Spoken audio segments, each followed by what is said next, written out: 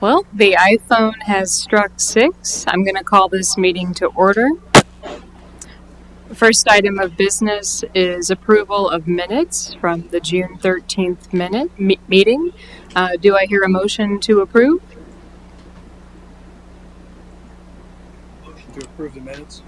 Thank you. Member Werdebach, motion to approve. Do I have a second? I'll second. Member Razanowskis seconded. Any discussion?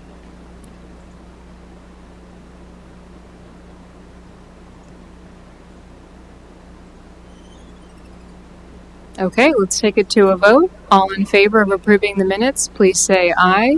Aye. Aye. Any opposed, say nay. There are no objections. The minutes are approved. Next up, we have discussion items. Let's start with a brief review of our work plan. We had last month off because we had so many travel conflicts. So let's just take a minute to check in about what we're up to for the next few months.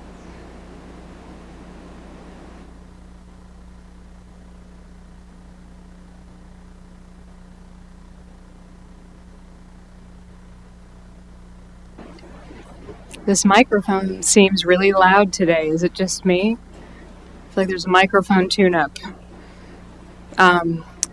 So today on deck we have neighborhoods and housing. We'll hear from Doreen and Raz in a moment. But just thinking through the other things that we need to consider before we start really drafting that report. Next on deck we have Lou talking about commerce at our next meeting. And the other thing that's kind of up in the air right now, and we'll return to this at item D, is scheduling the visit of Colleen Murphy. Does anyone have anything they'd like to raise or question or discuss about our work plan for the next few months? We're scheduled to wrap up in December. It's August. Anything you think we need to be thinking about in terms of a work plan?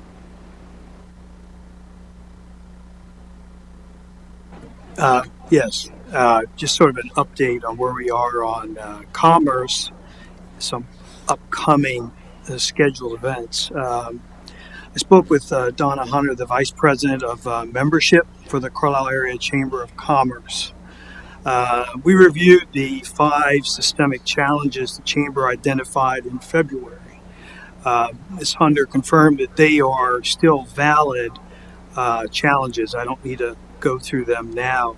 But she agreed to get us on the calendar to talk with the new Chamber's President and CEO, Nicole Deary, I think is her name.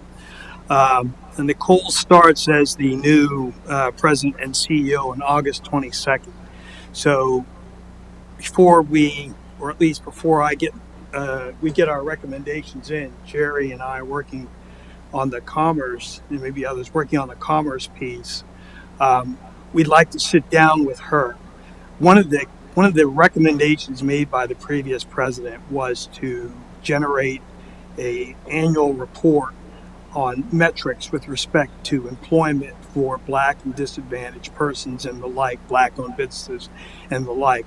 I want to see if we can still maybe get that or maybe get something else from the Chamber. So certainly a sit-down, meet and greet, and some discussion will occur. Hopefully soon, not too long after August 22nd. That's the first one. The second is we've reached out to Miss Mindy Tremblay. She's the Executive Director of the Employment Skills Center. And we're still waiting to get on her calendar as well. We reached out to her and her staff. The center's focus on training and education may yield some insights and recommendations to help us tackle the challenges that were raised by the Chamber, and that many of which we've discussed here in previous meetings as well. So those are the 2 sessions not yet scheduled that once we get on the calendar, it could yield something for us. So hopefully we'll get that done before our report is due so it can inform our report. Excellent. Thanks for the update. Jerry, Lou, we look forward to hearing from you next meeting about more details. In the meantime, is there any support any of us can provide? Anything that you need to get you from here to our September meeting?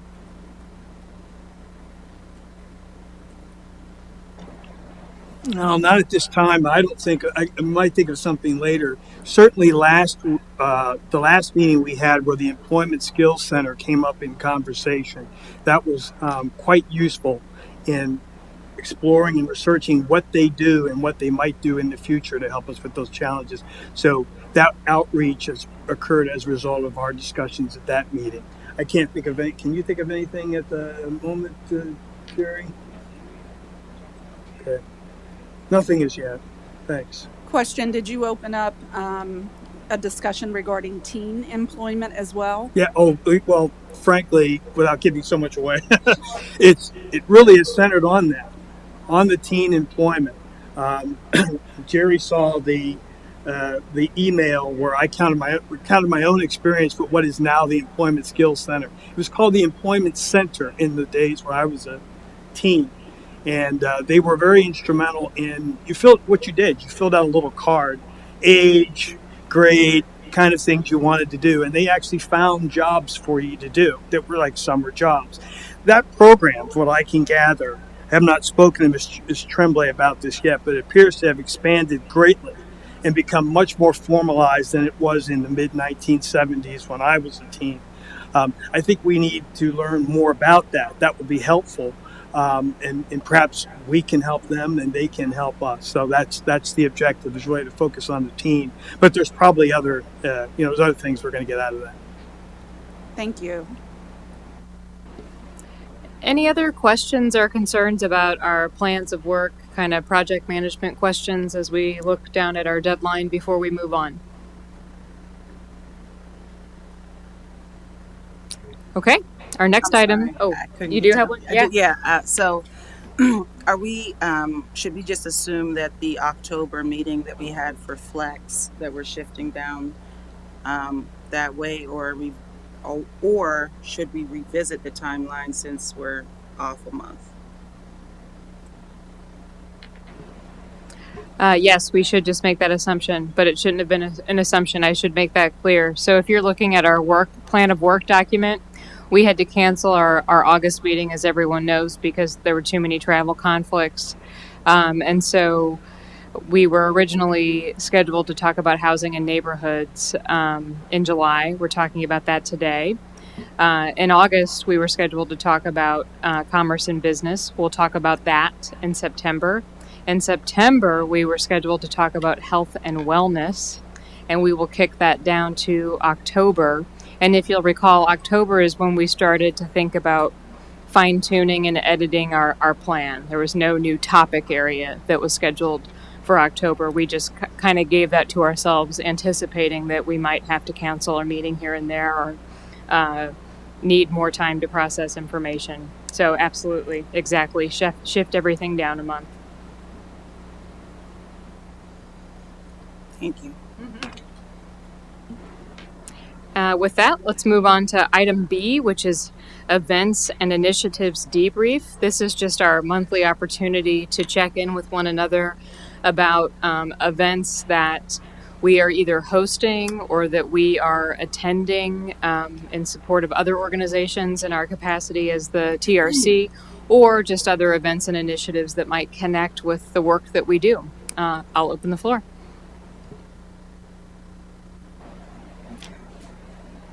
I have something to share. So there is an event on August 20th, 2022 at Memorial Park. It's a back to school pop-up. And the highlight of that event, if you would remember last year around this time, there being a community pop-up to highlight Black-owned businesses and vendors for them to be able to set up at a location and be able to engage with the community. I believe we were also present at that event to engage and to answer some questions and that sort of thing. So this event, August 20th, Saturday, August 20th, is by the same group of folks from the community and really looking to provide a service. I wish I had some flyers here with me tonight. but really just looking to provide service to the community, provide some backpacks for some kids, be able to give some kids some haircuts and back to school hairstyles, and have some activities and games, and of course vending opportunities for those businesses. Where we are right now in our planning stage is needing some funds to be able to secure the recreation pieces. So like the cotton candy maker and the, not an ice cone, snow cone machine, and those sorts of things. And that deposit to hold all of those things is about $1,000. And so a couple of months ago, we had a brief conversation about the budget and perhaps the need to think about spending down more creatively instead of what some of our thoughts were whenever the budget was formed. That being said, and that need being present for a need that I think has already been stipulated to by this committee, looking for some help from this commission in the sum of $1,000 to be given to the coalition of community members so that they can secure those items for the event on August 20th.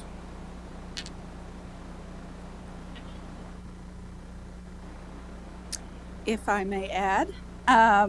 So on that same day, actually, August 20th at Peak, I will be with a few other volunteers helping families fill out free and reduced lunch forms. So pandemic funds are gone. So lunch for students, it's been free for the past 2 years.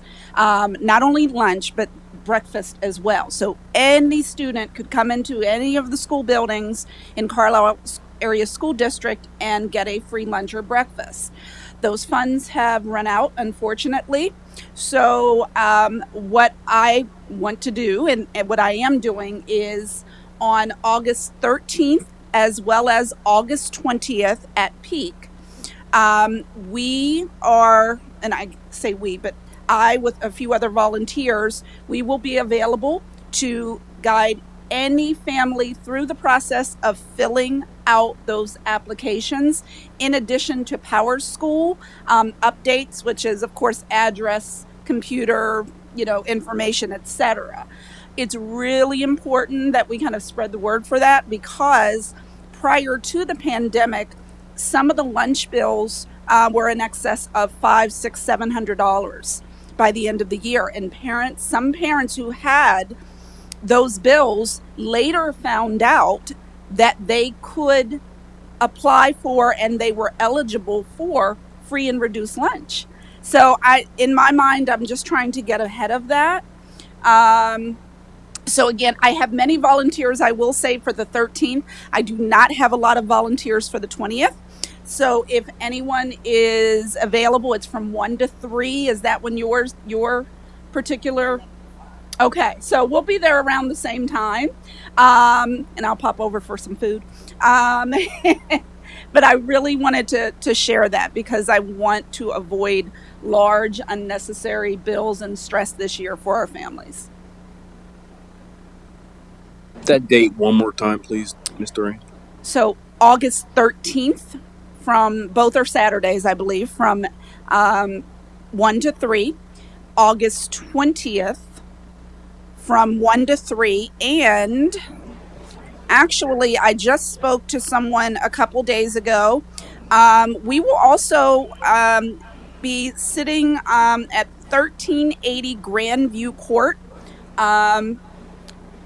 And there's a home there that's kind of for community use.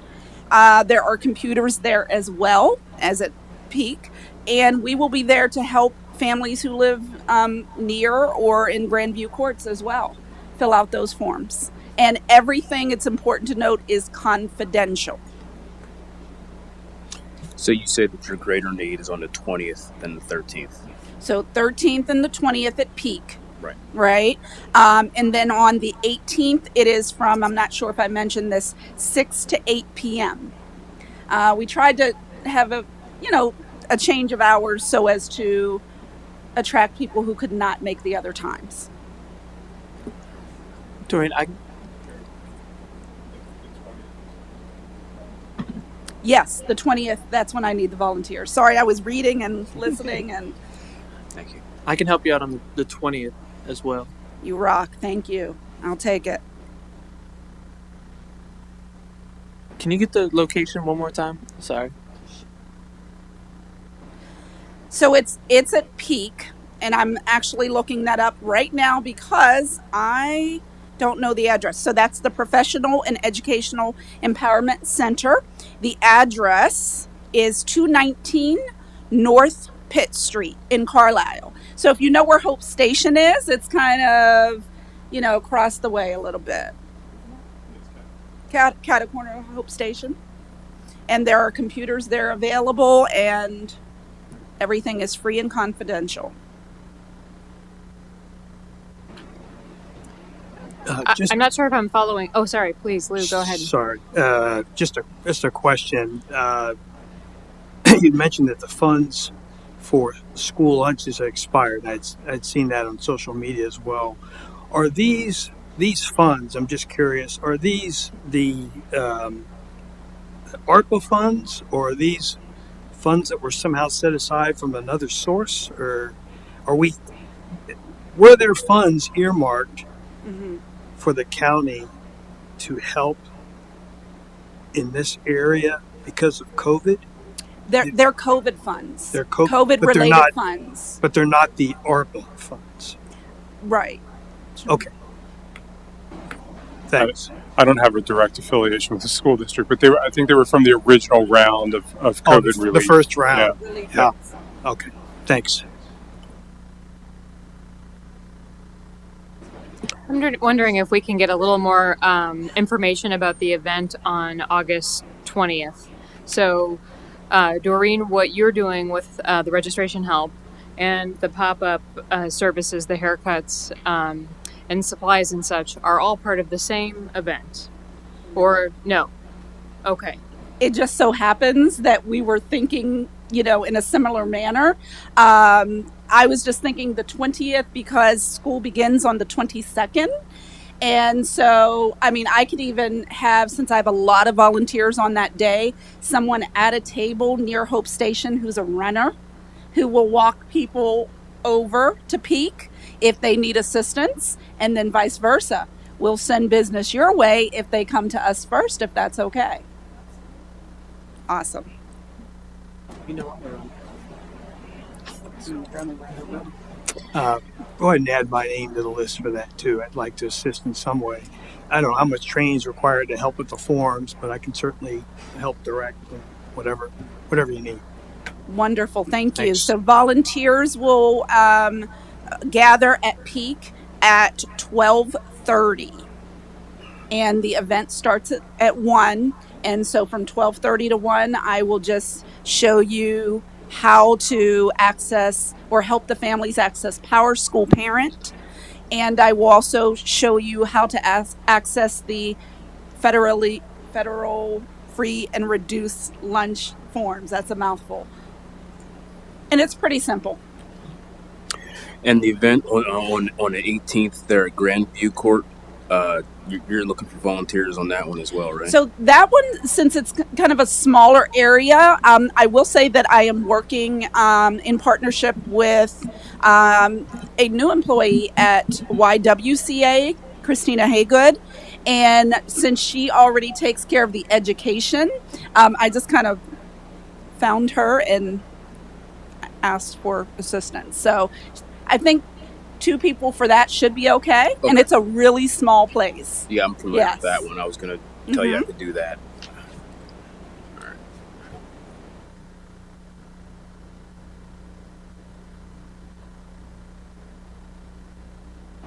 Is there any other conversation about the $1,000 being requested, or can we approve that without discussion? Oh, I think we have to have a discussion. What exactly are we approving? I think that we need to have a sense of to whom that money is going. Is it a pass-through payment? Are we paying it directly? So I keep hearing the word peak, and forgive me, I don't actually know what that is, if that's an acronym or if that's the group that's hosting this. So Peak is separate. So again, it's Catacorner to Hope Station, and it stands for the Professional and Educational Empowerment Center. So in that particular center, there are computers, internet. So people in the community, and you can correct me if I'm wrong, people in the community can certainly go there, receive assistance with filling out job applications, learning Microsoft Word, different things that would assist them in moving their careers forward, or just kind of, learning certain skills. Is it a not-for-profit organization, or My understanding is that it's not for profit. Yes. Still trying to understand the connection between these two things. Is Peak the location / sponsor of the pop-up event, or these are still two different things we're talking? They're still Okay. two different things. I think Okay. great minds tend to think alike, right, Tawanda? We want to do things around the beginning of the school year to help families and to help students, Sure. and so Sure.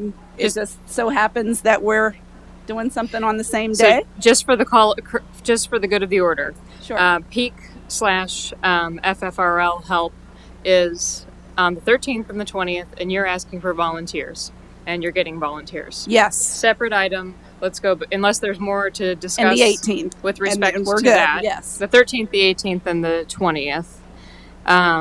Unless there's more to discuss in terms of volunteering, I would say that you can direct questions to Doreen after the meeting if something else occurs to you. Now, Tawanda, would you mind telling us more about the sponsors, location, details of the pop-up event? So the current sponsors of the event are Rebellious Rose and the Borough of Carlisle.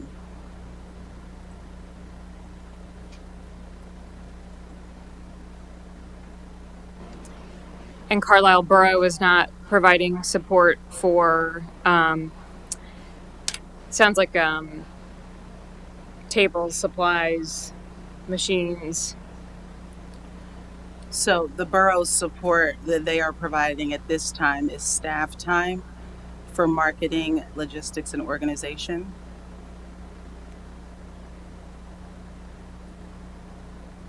And Rebellious Rose would be supplying right now, as far as sponsorship, certainly man hours.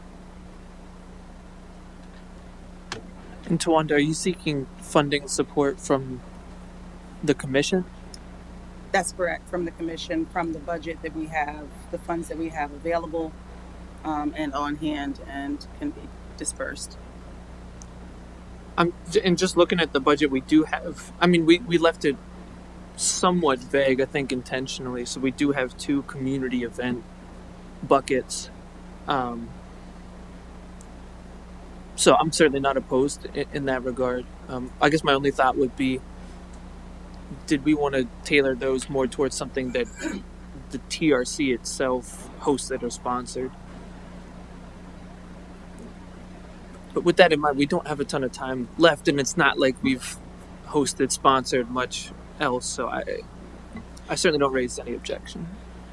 Yeah, I would say, certainly, as what would be a soft sponsorship for that event, in any way that the commission would want to use that event for either engaging or having more conversations, or I don't know how, but whatever that could be used as an opportunity for us to do our work. I certainly don't see that as a problem. In fact, probably encouraged.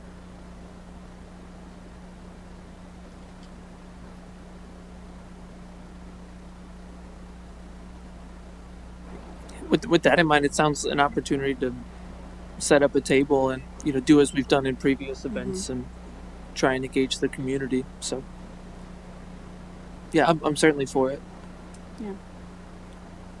I'm for it as well. I think again with inflation and everything else that's affecting families this year, it's really important to support our communities, especially our communities of color.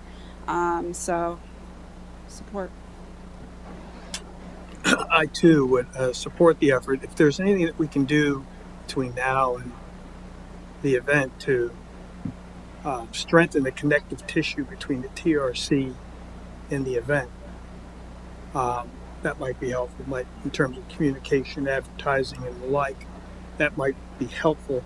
But certainly, it seems like a worthy endeavor.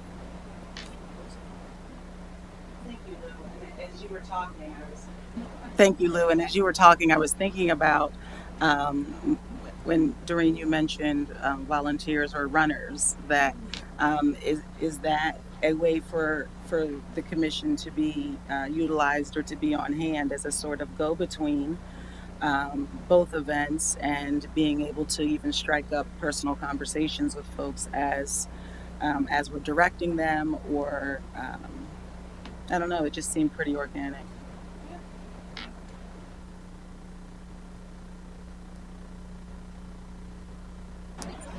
I don't get a vote, but I would say a couple things. One, that's consistent with the overarching goals that the TRC is striving for. It's also something that typically, had this been planned and the program's been planned further in advance, Borough Council probably would have budgeted some funds for a program like this through our outside agency funding. That goes through council we have the meetings and the hearing for that every October. So we likely would have budgeted for something like this anyway financially. It's just we don't have it programmed into the budget as it is right now. So there's consistency here too.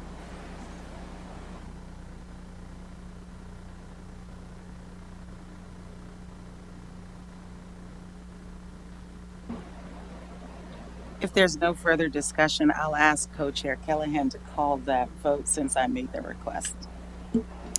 Would anyone like to make the motion?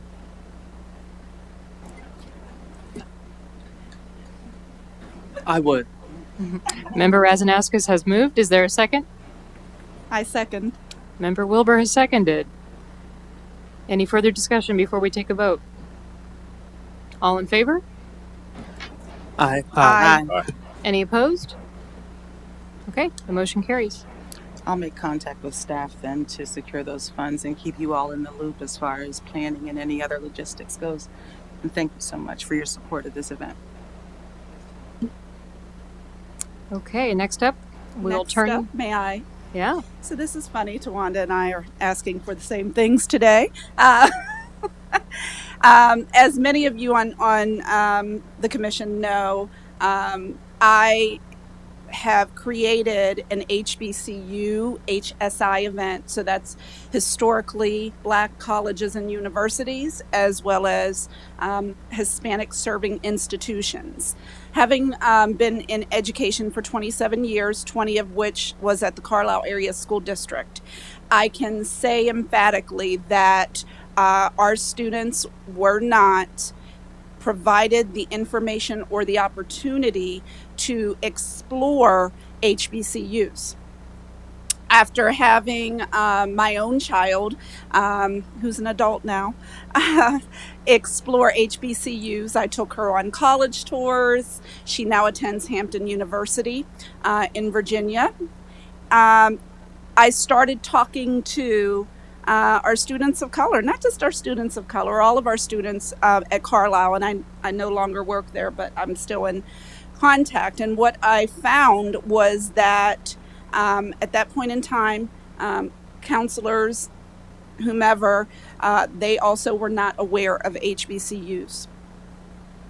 So what I did, and this started about 4 years ago, I started a Black student union when I was there, and I brought in speakers to expose students of color to opportunities at HBCUs.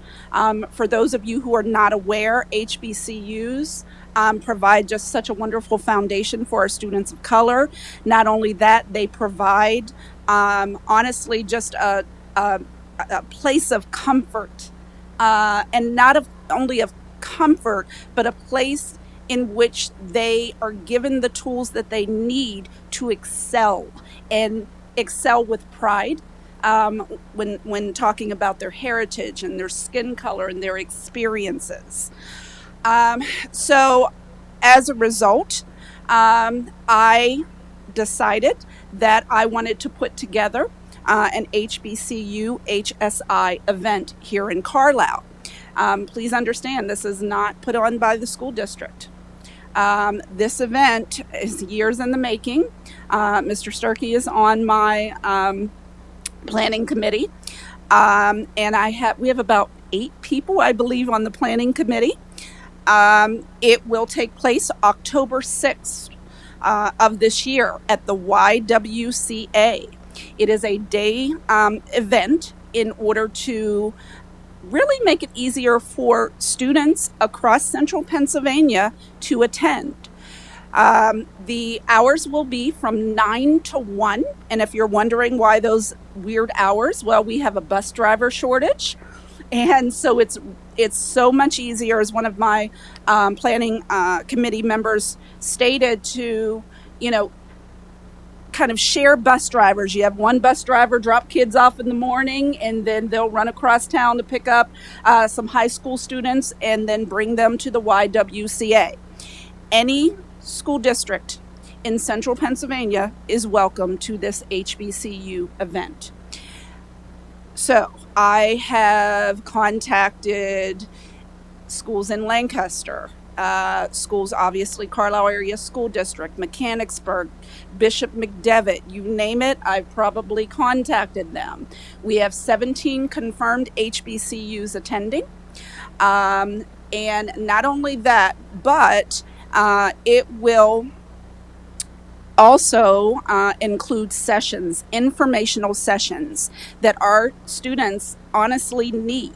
There are so many of our kids in our community who have no idea what HBCUs do. And to me, that's a travesty. So we will have several kind of small spaces, right? For one is how to fill out FAFSA. FAFSA may look easy, but I can tell you from experience, I don't know who is doing what, but it is not that easy. Scholarships, filling out scholarships, athletics. Deion Sanders has brought a lot of attention to HBCUs with athletics. But after talking to a lot of high school students, they're still not aware of just the wonderful programs, athletic programs that our HBCUs have. Am I missing anything, Mr. Sturkey? FAFSA, essay writing. Essay writing, yeah. And also student life and Greek life. Greek life, yeah. Yes. So, we have been meeting since, last year. So this has been something in the making. The YWCA has graciously given us the venue for free. So that's a huge cost. So thank you to Maddie at the YWCA. Hope Station is also sponsoring. They are providing some of the funds for us to have banners. They're also helping us provide some food. We also have other sponsors who are providing breakfast. Our biggest cost, of course, is going to be, with the expectation of about 200 students, food. So Jerry and I were talking, actually, Jerry, this was your idea, so I'm going to kind of let you take this part here. I know that there was, and thank you, Doreen, for putting me on the spot like that. But I know that there was some availability of funds and the willingness and I don't know, just the desire for local organizations. My church is one of them, to prop up events like this. Not so much for publicity's sake is just because it, like Miss Doreen says, it's vitally important. Uh, High school counseling offices have no shortage of information about Pennsylvania state system of higher education schools. They've got no shortage of information about Ivies and every other institution. And, even my wife is kind of suggested to high school counselors, hey, are we talking enough about military service? So there's a lot of diversity for opportunity post-secondary. And like I said, as Ms. Doreen says, HBCUs have undoubtedly, across the board, fallen between the gaps. So we were talking about it in our last meeting. What is a way that perhaps TRC could lend its name and its power and its reach to an opportunity to really uplift perhaps an underserved student body?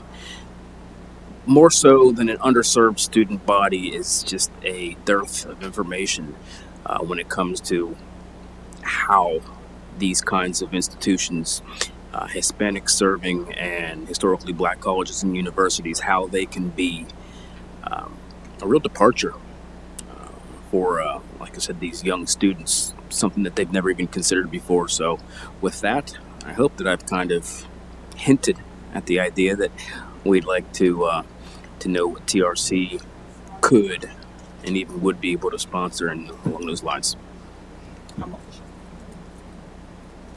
And of course, advertise. If you know of any 11th or 12th graders, and understand, and I think it's important to say this as well, there are all races who attend HBCUs. And I can tell you this from touring many. And this event is open to anyone who has an interest in going to an HBCU or an HSI. Is there a monetary ask of this group? What I can do, so we're about 1,200 shy of our goal. So we're looking at $1,200, if possible. And we understand, again, we understand this is not the bank, we get it, but we thought we would ask. I think something that is occurring in this meeting is that we're using this space that's really meant to discuss historical events, to talk about funding for future events. And what that reveals to me is we don't have something on our agenda that we should have, which is an opportunity to discuss things like this. And further, we don't really have a process for people submitting these kinds of requests and concerns.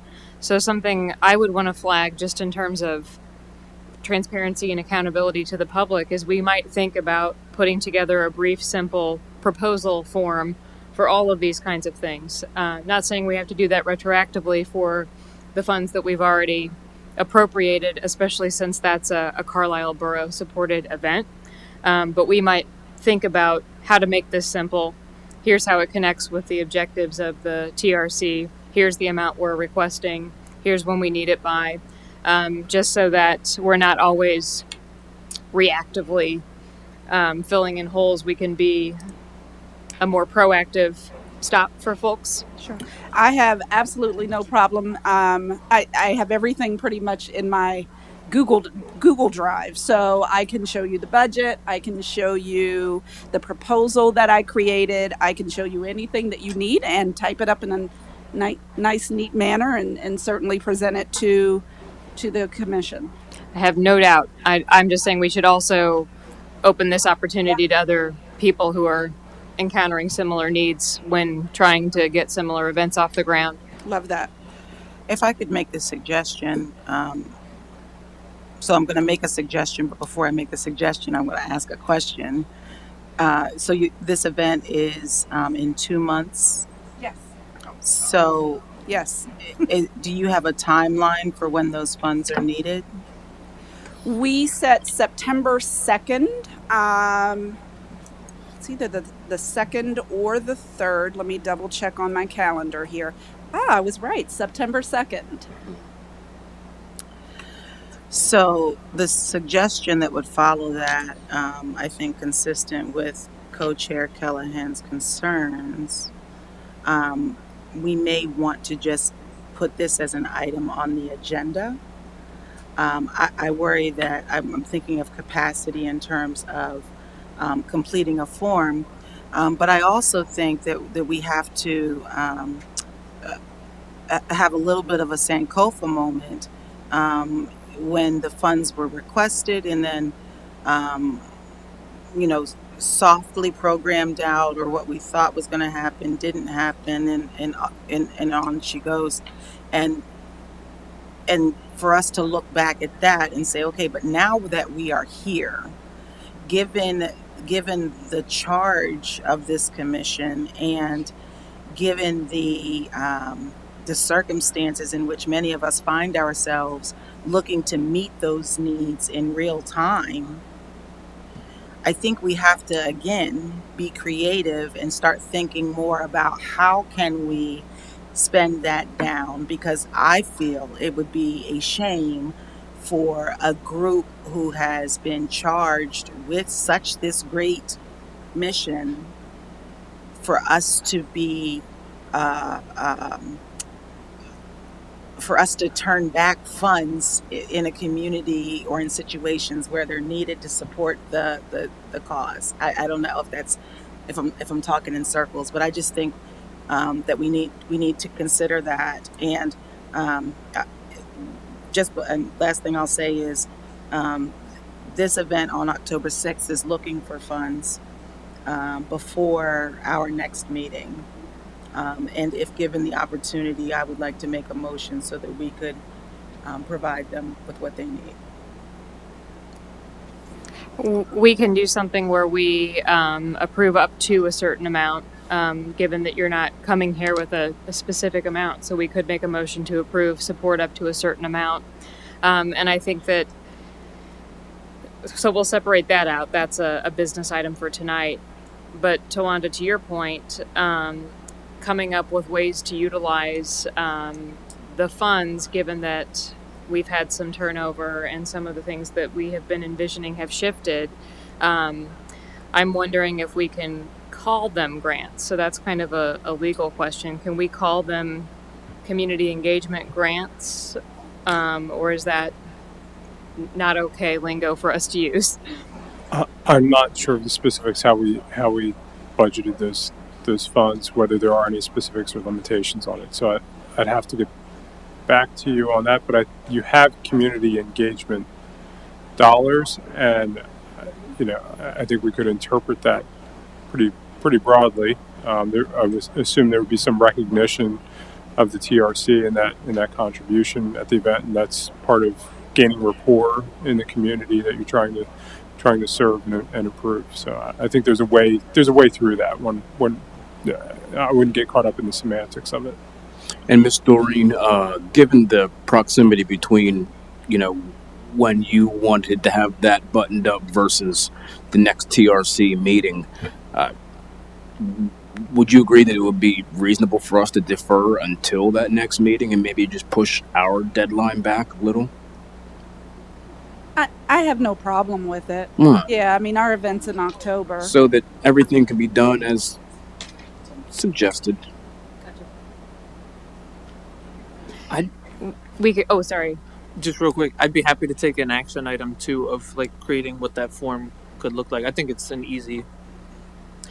It is, and I'm simply thinking, right now this is happening by happenstance. But say you show up at the HBCU HSI fair, or you are at the pop-up event, and you hear the TRC supported this event somehow, and you're wondering, well, how do I get support for this event that I would like to have support for? It'd be nice to have a mechanism, a button you click on the website that takes you to a form or something, and then that can be a standing agenda item for us to consider requests like that come in.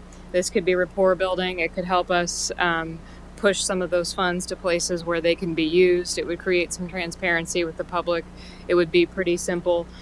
And you all could be our guinea pigs for the first run of filling out something like the form. And then we'll see, you can give us feedback on what kinds of information would be good to report in that kind of form. I'm willing to work with Commissioner Raz on the form. Great.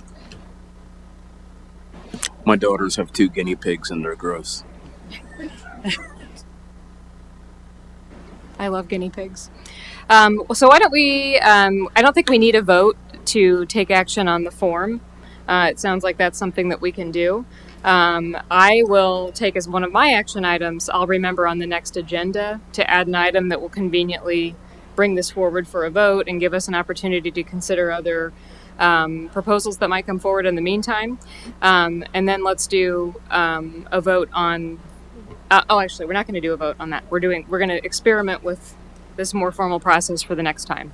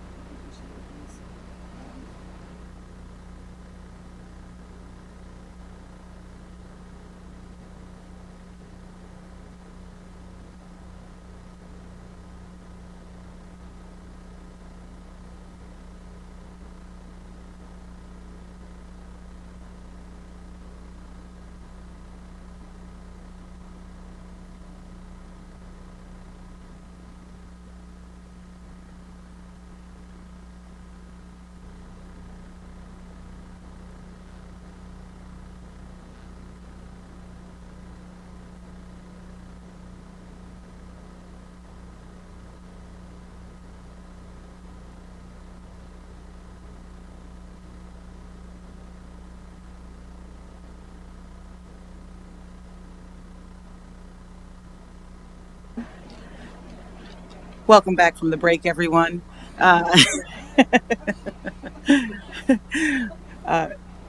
so Co-Chair Callahan and I are real true co-chairs. If anyone is looking at the co-chair model, I think we do a really good job of making that work. So you saw a little bit about what co-chairs kind of do. Commissioners Razanauskas and Wilbur had been working on the housing and neighborhoods piece of our work. Got some nice looking recommendations here in front of me, and I will turn it over to, they're looking at each other, so I'm not sure which one. I said in the email, but Doreen really did the lion's share of the work here. So I'll let you run with it, and you got my support. So to be clear, you did the same for the last basket, if you will. So we just kind of switched places. But I appreciate meeting with you and your ideas and your assistance and your editing. So thank you. So Raz and I worked on the rough draft for the housing and neighborhood vibrancy recommendations. And part of my research was, of course, talking to people, I spoke to a borough council member. I spoke to an employee of the borough as well. I spoke to those who live in the community. And of course, I did my own research, just honestly on the history of housing in America. And I really discovered a lot, and I will not go over all of the details, but one of the things that my research centered upon was that term, the wrong side of the tracks. And I think some of us have heard that before. And that actually dates back a long time ago, to really identify people of color and people who are impoverished, where they lived. And it kind of suggested, if you will, that those who lived on the wrong side of the tracks were not worthy of equitable living conditions and housing, trees planted, etc. So that really led me to think about Carlisle and what I learned upon moving to Carlisle years ago. And one of the things, and I know Raz and I have talked about this as well, upon moving to Carlisle, people have mentioned to both of us, oh, you don't want to live beyond the railroad tracks. And so that really got both of us to thinking, how could we make a dent and hopefully eliminate that perception? So what I did honestly is I started taking, walks and or long drives through Carlisle, looking at the way in which houses were taken care of, looking at, rental homes, those that I knew were rental homes. And of course, I don't know all of the rental homes. I looked at everything from where trees were planted to and forgive me with this term, the sidewalk extenders. They're not the roundabout, but yes, the curb bump outs. And I just started taking notes, if you will. I am a renter myself. I sold my house when I lived in Mechanicsburg to bring my kids to Carlisle because it's simply a better school district than where we had once been. And I can tell you that there is clearly implicit bias. And I think it's in everyone, first of all, let me make it very clear. Every single person has implicit bias. Every single person. But there's implicit bias in housing. And one of the things that I can say is that when I was searching for a home, someone said to me, oh, we keep the rent high so we don't have a certain clientele applying for homes. Said that to me. If someone was bold enough to say that to me because of some feeling of comfort, which they should not have had, imagine what other people experience. And so I use that, if you will, as inspiration. And Raz and I really came up with a list of questions that we wanted to explore and answers we wanted to find.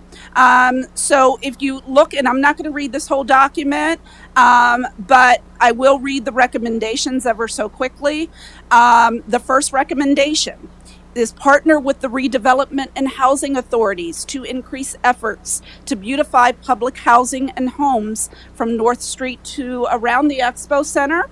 My daughter actually worked at Grandview this summer. And so I spent a lot of time, because the child won't get a driver's license, walking and riding there on a daily basis. And, although Borough Council does not control the housing authority, my hope, of course, is that we can work together with them, to really boost maintenance and beautification of public housing.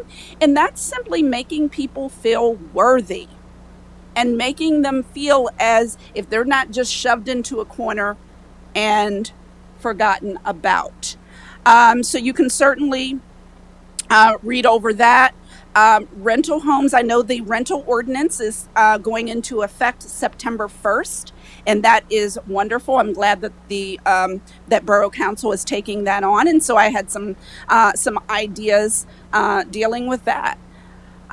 For the second recommendation, after speaking with someone who works for the borough, and please forgive me, but I cannot remember his name. He and I spoke about trees, and not just the fact that they're aesthetically pleasing, but they provide a cooling, if you will, of houses. And so where I live in Carlisle, there are beautiful trees lining the streets. As you move through Carlisle, you see fewer and fewer of those trees. So what does that mean to a poor family? Higher energy bills, because they don't have the natural shading and the cooling of those trees. Well, that's something that we can start working on. I will say, and this is a bit of a pet peeve, Raz and I have talked about this a little bit, So with the sidewalk bumpers, I don't know how many of you have passed by. Do you know what street those are? West Street. I'm sure they looked wonderful in terms of on paper. But I have to be honest, I cannot imagine what's supposed to be wildflowers growing out of the sidewalk extender. I can't imagine that near Dickinson. I honestly can't, and it's to me and to many people with whom I've spoken, it's an eyesore. It's an eyesore.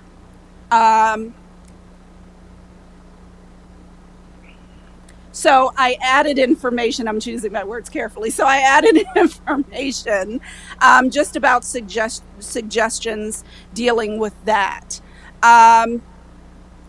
Number 3, work in partnership again with redevelopment and housing authorities to create and or encourage participation in programs that offer various resources. So we have PEAK, again, we have United Way, we have the Employment Skills Center. Let's do just a better job of making sure that our citizens are well aware of those.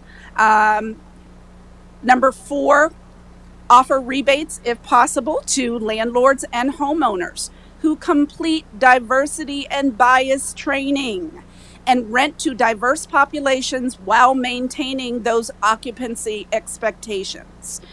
This should include, but not be limited to, lessening the use of criminal history and credit for those applying for housing.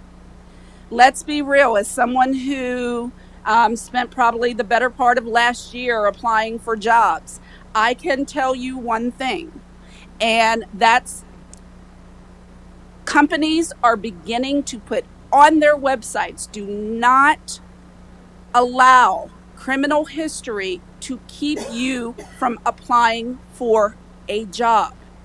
We need to get the message to those in the community.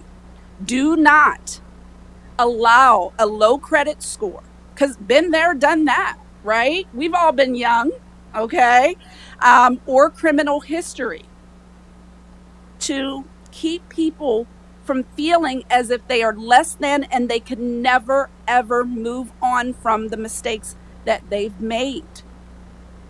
There are people who have criminal histories who work in the highest offices, of different cities. So we need to ensure that people in Carlisle feel that they are not their mistakes. And that is extremely, extremely important. Raz, I said a mouthful. Did I miss anything? No, ma'am. Stop calling me ma'am. No, Doreen. Thank you very much. You've given us a lot to think about. As we all know, these recommendations that come from our basket working groups are kind of preliminary recommendations. They'll be integrated into a draft report, and at some point, this commission will take a vote on what recommendations ultimately end up going to the Borough Council in that final report. But we do take the time during these meetings to answer clarificatory questions, make suggestions, that sort of thing. So in the spirit of this sort of preliminary nature of this work, is there anything anyone would like to ask about, suggest at this time?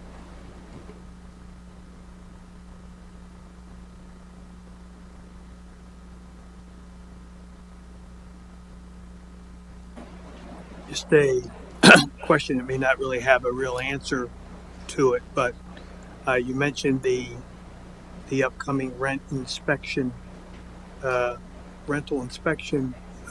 regime, which the borough has put in place. It's been well advertised and the like. Has there been any direct attempt to, again, I'm talking about connective tissue, to marry up problem or hazardous properties with the TRC and disadvantaged families. Is there any provision or anything within the inspection regime, either planned or considered, to help those who live in those areas, beyond simply saying this is a code violation? Clearly, there's a threshold for code violations. There are also things that fall below code violations, which are still, none of us would want to live in those conditions.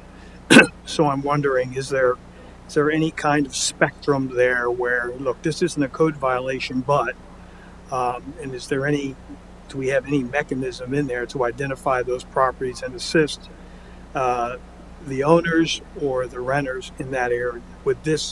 Would any of your recommendations maybe fall somewhere in there to sort of bolster the inspection regime?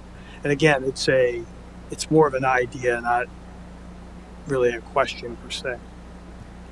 So I did read the entire document, and that's a wonderful, wonderful point. It's not in there right now, but I could certainly see, the two pieces kind of coming together. So that's a discussion I would love for us to continue, because I think that we could be a wonderful resource, and not just for renters, but for landlords as well. And as an aside, I want to say that as we put together this document, we both felt pretty strongly to state that this is not anti-landlord. We considered landlords as well, because landlords have rights, as they should. So I know that doesn't necessarily connect with what you were saying, but I really needed to state that. But I would love to continue that conversation, because I could certainly see a lovely, connection there. And one other remark. I agree with you wholeheartedly.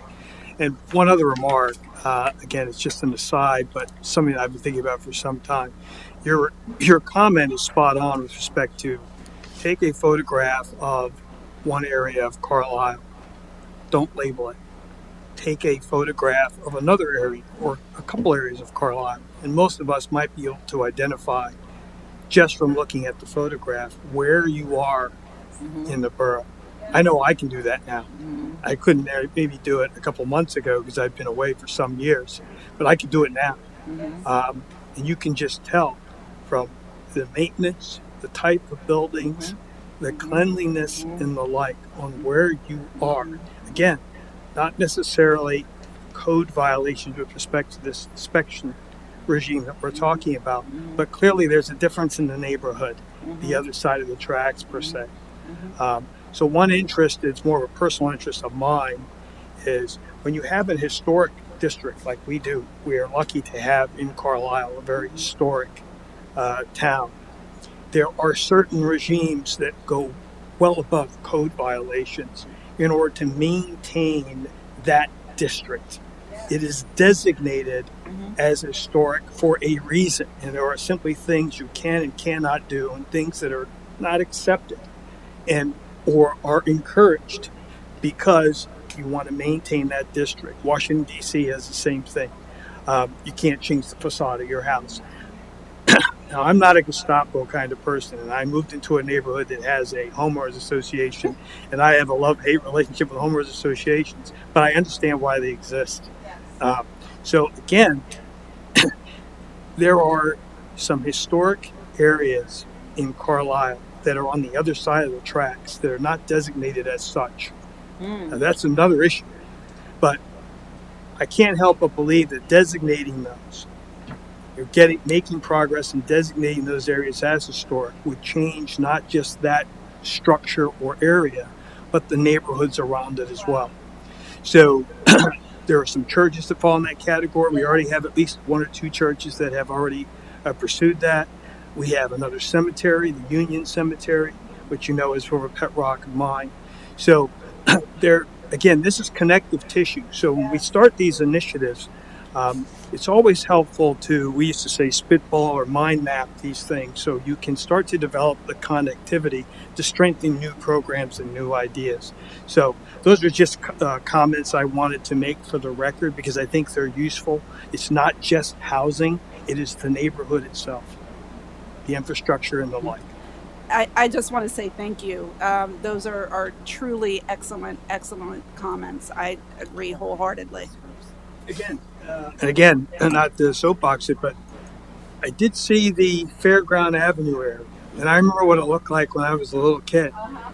And then I heard about that massive fire. I wasn't living here then. That massive fire there. And when you look at that area now, you can see what we can do, what the borough can do when there is the will and the resources available. So, and I love driving down there now. It doesn't look anything like what it used to look like when I was a kid. But there are other areas too that we could improve that goes just beyond maybe the inspection regime and the like, but other type programs. Thanks. Thank you, Mr. Waterback. Am I saying that correctly? Yes. Okay. Yeah. Wader. Word of honor. Words are back. There you go. So I love your ideas about the historical district and kind of the opportunities that are there. But I think it's fair to say that along with the historical district, it's not just old. It is an aesthetic that was maintained and mandated all along the way. So I don't want to be a wet blanket, but I think that the cost incurred of returning some of those facades that would otherwise qualify by virtue of their age and location and historical value, wouldn't there be also a cost incurred that people might shy from to restore some of those buildings back to compliance? Just a question.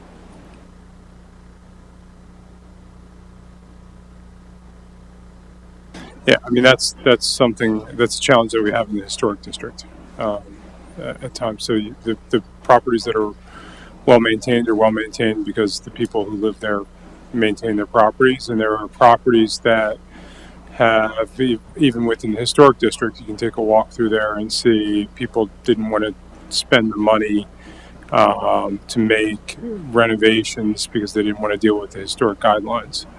And that's even after we have, except for the facade, we've loosened some of those historic guidelines over the last about a decade ago. So it's a challenge. Since you gave the opening for me, we're actually looking at doing an evaluation of our historic stock throughout the borough, and that's what Jared, what you just touched on. Is one of my concerns is how aggressively we push that out and what effects that has on the people who live there now. So that's, there are always those policy balances. In addition to that, we do have community development block grants that we can use in areas throughout the borough for those, so that gap property maintenance funding. So those are dollars we can program into it to assist folks also. I think a recommendation like that might be something that, considering what the future of this group looks like, right after December 31st, but if council wanted to do anything like that, working in partnership with that sort of body, and allowing them to help guide sort of what might be some blind spots that council might not be thinking about in the development of that. But since I did have my microphone on before Commissioner Sturkey, I have a suggestion on recommendation number 3, contacting PHFA and figuring out sort of what's available. I think the Redevelopment Authority might have some information too, but what's available. And I think not only to encourage, I feel like there's more around home ownership that we could make more information accessible, etc. And then another on recommendation 4, excuse me, um, recommendation 4 got me most excited. Um, and I think that there's a lot to that. Not me getting excited, there's a lot to the recommendation. But I'm also thinking about the criminal history piece and wondering if an organization like Kurt Danish, whatever that organization is, I'm wondering if he might have some thoughts about what more comprehensive sort of criminal justice reforms might be needed. And just took a look back through Commissioner Donaldson's policing recommendations, and for some reason I thought that I thought we had more of a criminal justice sort of umbrella. These are really about policing, but I think there is probably more that can be recommended just around criminal justice as a more global topic. So I will be talking with him about that too, and seeing if maybe there's a way that can, right, connective tissue, right, even in and among the report. And I think that if we're able to do that, even as we think about recommendations, the ways in which they can point to one another might help bolster our report and make our recommendations stronger. Thank you.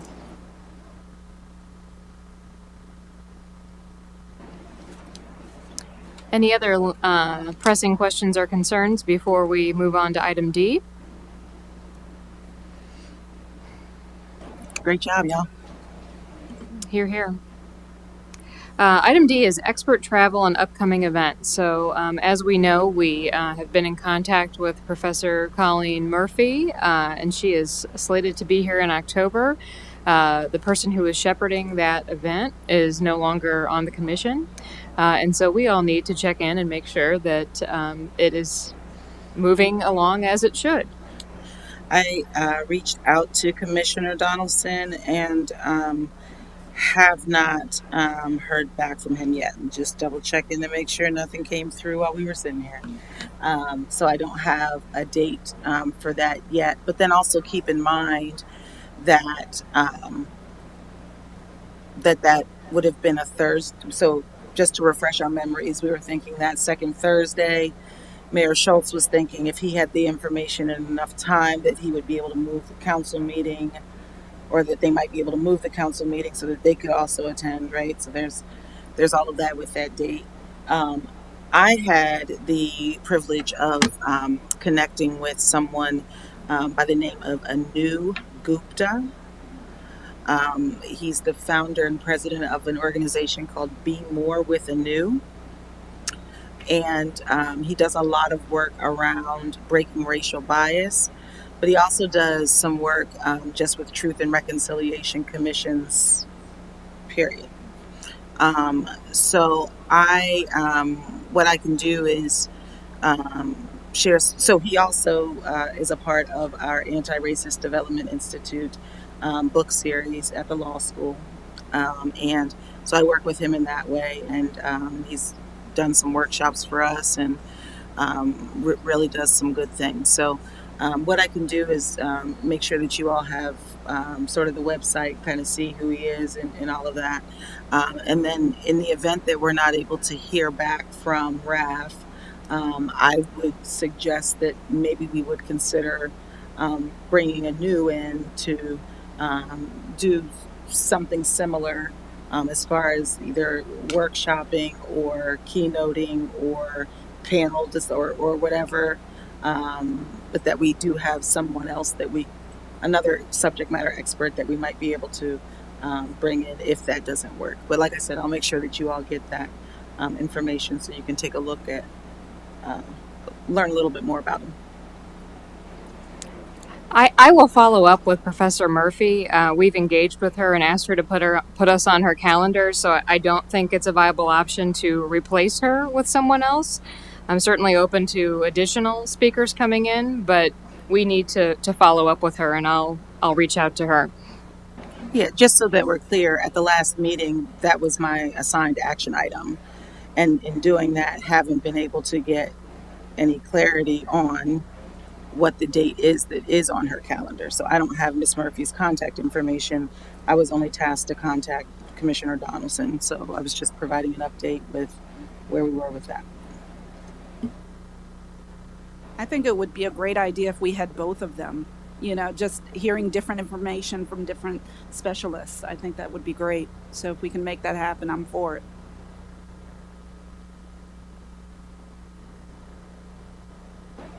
Yeah, I'll send the information around.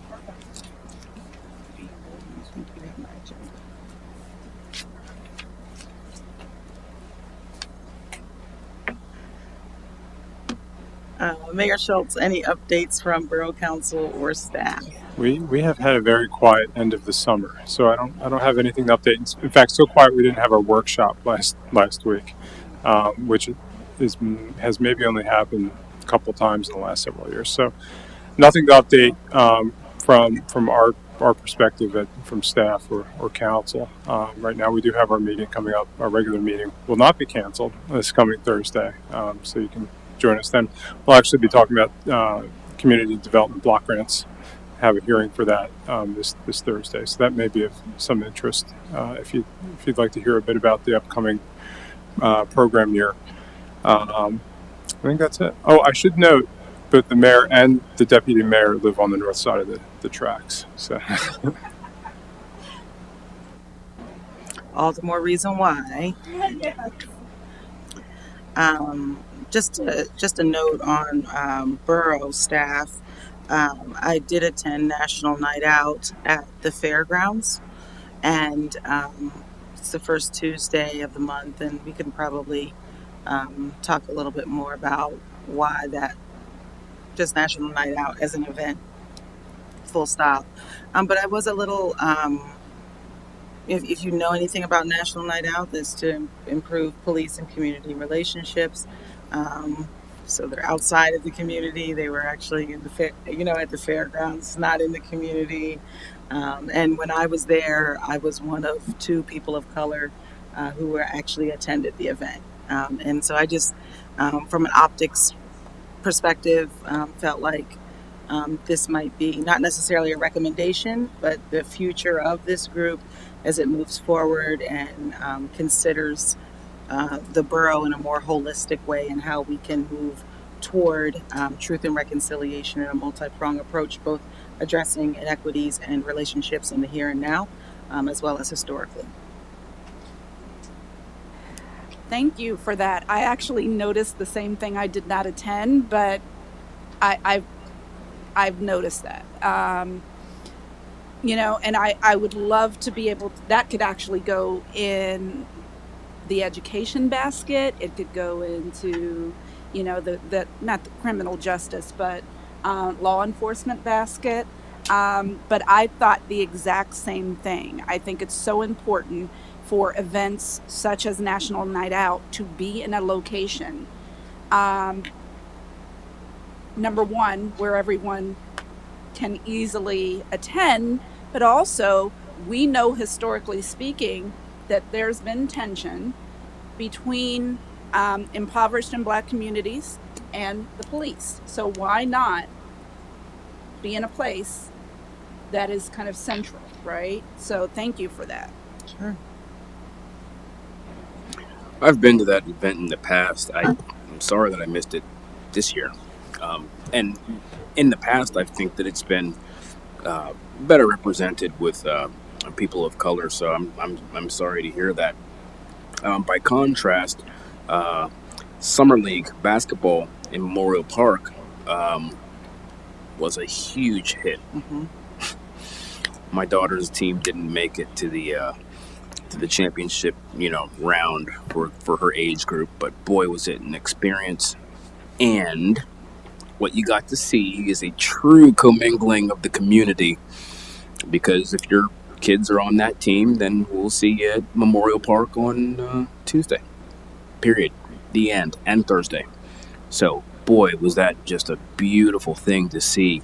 Just the comfort and the camaraderie and the way that folks just kind of moved about. It was truly representative of what Carlisle can be. That summer league tournament. So just a little bit of contrast there. It can be done, and it can be done in a place where a lot of times people wouldn't naturally think that they're going to be gravitating toward. They were there, and it was 50-50, if not. It was really impressive. So thank you for letting me know about that I need to be at next year's National Night Out.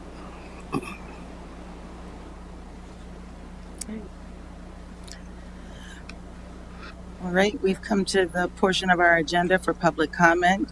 Community members are asked to give their name and address for the record and to keep their comments to 3 to 5 minutes. We'll start on Zoom first. Stephanie, is there anyone for public comment? And then I'll ask anyone here in Borough Hall if there is any public comment that you would use the podium to my left, your right, to provide that comment.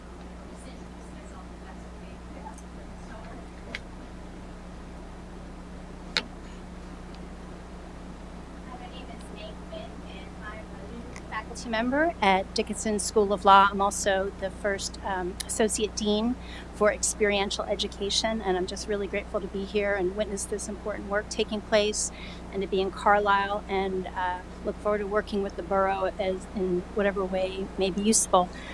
I'll say some of my prior experience involves being involved with the Ferguson Commission in St. Louis. Work closely with the Department of Justice there to investigate both the police department and the juvenile justice system.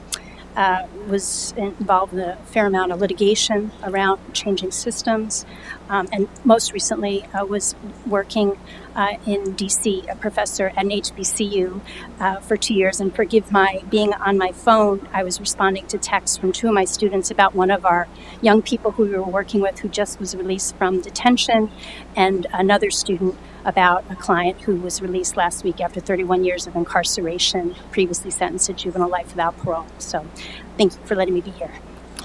Professor Quinn, if Yes. you don't mind, there is, I'm not sure if you're aware, but we do have a vacancy on this commission. And just because I know your background, we work at the same place, I would encourage you to seek that opportunity out and apply. If I can be of service, I'm happy to be of assistance. Thank you.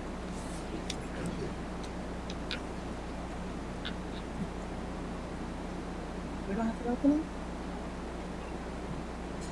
Or we might not have an opening. Apparently I don't know what's going on. It's my first day. Sorry about that. Any others for public comment? Welcome to Carlisle. Thank you. No other public comment. Our next meeting is scheduled for September 12th, 2022 at 6 p.m. right here in Borough Hall. Any other further comments, questions, considerations, or ideas? Thank you.